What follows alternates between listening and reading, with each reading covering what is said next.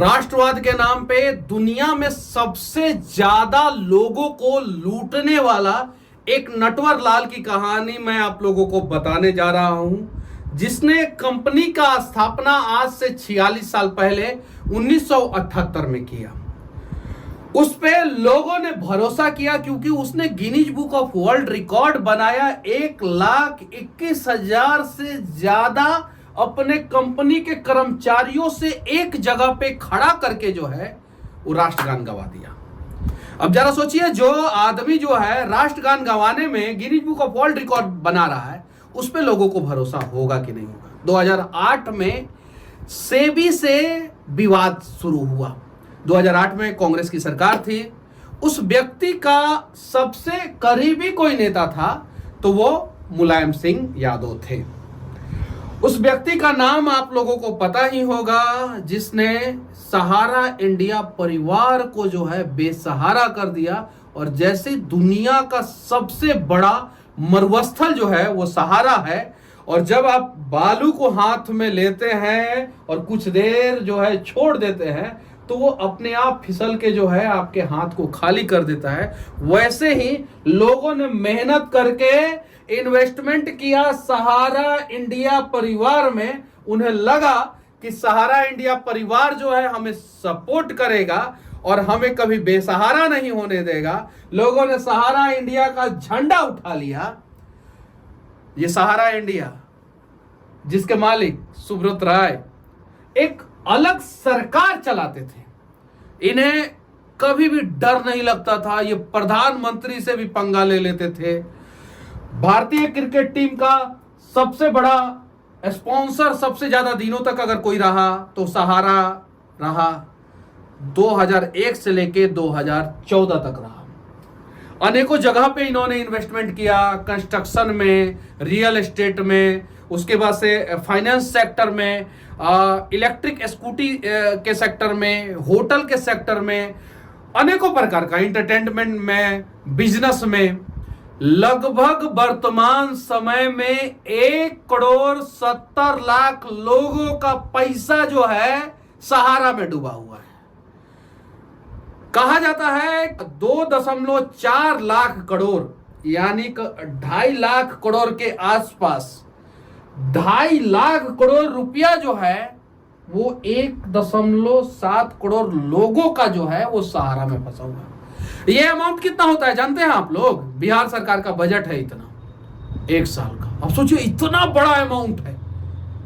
बिहार सरकार कहता है कि बाढ़ के लिए हमें 10,000 करोड़ रुपया दे दो। 10,000 करोड़ रुपया बाढ़ के लिए बिहार सरकार केंद्र सरकार से मांगता है, और 2.4 लाख करोड़ रुपया जो है वो सहारा ने लूट लिया। सहारा का विवाद क्यों चालू हुआ?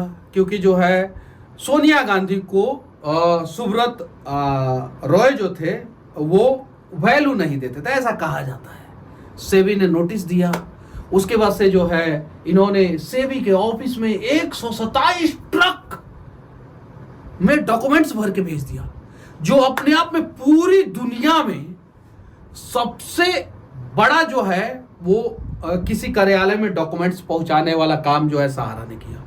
127 ट्रक में भर के डॉक्यूमेंट्स, मतलब कि इतने घमंडी थे कि इन्हें डर नहीं था। अरे उठाओ जी और डाल दो सेबी को, सेबी के ऑफिस में, और निपट लेंगे हम सेबी से। अब सेबी तो इसी फिराक में बैठा हुआ था। उसने 127 ट्रक में जो डॉक्यूमेंट्स आए थे वो सारे डॉक्यूमेंट्स को तो वो देख ही नहीं सकता, कभी नहीं देख सकता। 127 ट्रक मतलब समझते हैं आप लोग। उसने खंगाला, सहारा के कमियों को निकाला। ये सहारा बांग्लादेश को सपोर्ट किया, क्रिकेट टीम को, फार्मूला 1, ना जाने कौन कौन सा व्यवसाय है, वो पोलो जो खेला जाता है घोड़वा पे बैठ के, वो सब। और सारा पैसा आया कहां से था? गरीब लोगों का। और सबसे ज्यादा गरीब लोग कहां के लोगों ने सहारा पे भरोसा किया? ये देखिए, लोगो भी जो है इनको जो है ना भारत के तिरंगे वाला लोगो ले लिया। मतलब कि इतना बड़ा इसने स्कैम किया, आप सोच भी नहीं सकते हैं। वो एक अपना सरकार, एक अलग सरकार, लेकिन कांग्रेस फिर बीजेपी, इन सब चीजों के बीच में लोगों का पैसा रिटर्न नहीं हुआ। सुप्रीम कोर्ट ने भी अपने गाइडलाइंस दिया, उसका अपना भी पोर्टल है, सेबी का भी पोर्टल है, सरकार का भी पोर्टल है। उस तीनों में से कहीं भी जाके जो है आप अपना मतलब कि रजिस्ट्रेशन कर सकते हैं, कौन सा आप स्कीम में जो है वो इन्वेस्टमेंट किया था, कितना पैसा आपका फंसा हुआ है, वहां पर जाके डाल सकते हैं। लेकिन पैसा रिटर्न नहीं हुआ है। सहारा का कुछ पैसा जो है वो सेबी के पास है। जो सेबी के पास है उतना तो कम से कम रिटर्न कर दे। बहुत सारी महिलाओं ने अपनी बेटी की शादी के लिए पैसा इन्वेस्टमेंट किया था। बहुत सारे पुरुषों ने अपने बच्चे को पढ़ाने के लिए पैसा इन्वेस्टमेंट किया था। बहुत सारे लोगों ने अपने बुजुर्ग माता पिता का इलाज कराने के लिए पैसा इन्वेस्टमेंट किया था कि अगले साल आ जाएगा कुछ ज्यादा पैसा तो हम अपने माता पिता का जो है ऑपरेशन करा देंगे। ऐसे लोग अंधे हो गए, लोगों का किडनी खराब हो गया, हार्ट फेल हो गया, आत्महत्या लोगों ने कर लिया, न जाने कितने लोगों का घर उजड़ गया। लेकिन सहारा ने पैसा नहीं दिया, सहारा ने लोगों को बेसहारा कर दिया।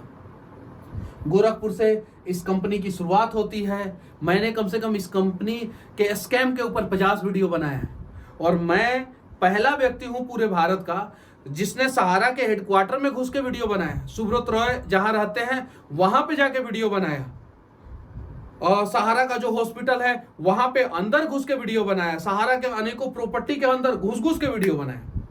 लेकिन दुख इस बात का है कि इतना सारा मेहनत करने के बावजूद, हाँ सहारा के लोगों ने जहां जहां आंदोलन किया उसमें बहुत सारे जगहों पे मैं पहुंच के वीडियो बनाया। लेकिन दुख इस बात का है कि इतना सारा मेहनत करने के बावजूद आज तक लोगों का पैसा रिटर्न नहीं हुआ है।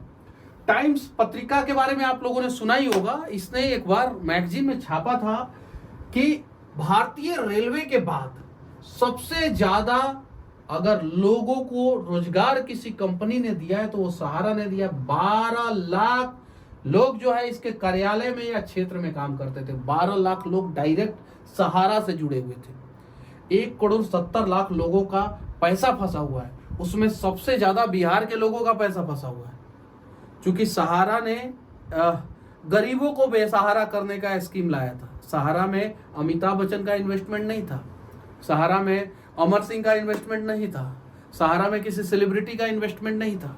लेकिन सहारा का जब ये होता था ना, सहारा प्रणाम, उसका एक अलग ही दुनिया, अलग ही भौकाल, प्रणाम हमारे तरीके से, झंडा हमारा, वो एकदम से अलग। उस प्रणाम को करने के लिए जो है ना अमिताभ बच्चन जाते थे। वहां पे जो है ना बॉलीवुड की उस समय की टॉप हीरोइन, मतलब कि टॉप हीरोइन, क्रिकेटर सब। इंडिया जो है 2003 का वर्ल्ड कप हार गया, उसके बावजूद जो है एमुए वैली जो एक सहारा का पूरे भारत में सबसे प्रीमियम प्रोजेक्ट है, उसमें सारे क्रिकेटरों को जो है एक फ्लैट सहारा ने दिया।